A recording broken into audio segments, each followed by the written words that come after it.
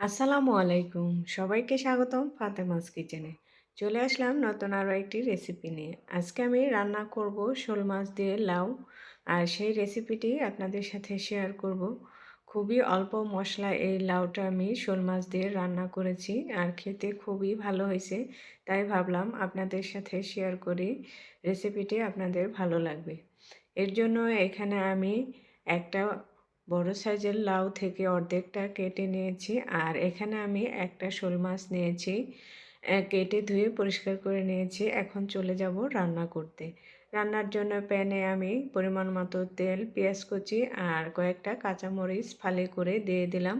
ঝালটা আপনারা আপনাদের পছন্দ মতো দিয়ে নেবেন। আর লাউ তরকারিতে বেশি মশলা ব্যবহার করা যায় না, তাহলে কিন্তু তরকারির কালারটা নষ্ট হয়ে যায়।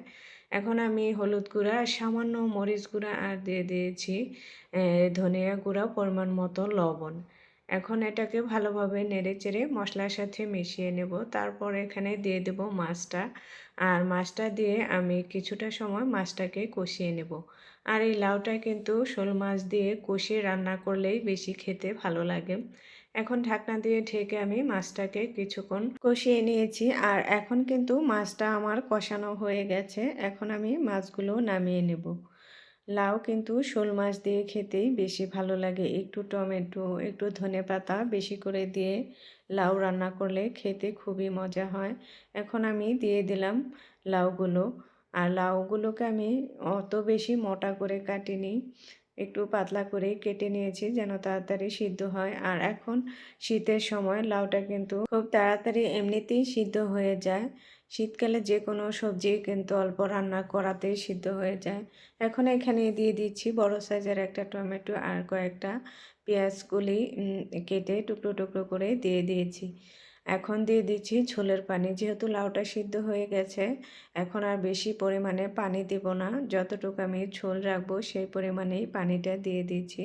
ঢাকনা দিয়ে ঢেকে যখন বলক চলে আসবে তখন এর মাঝখানে আমি দিয়ে দিচ্ছি লাউগুলো।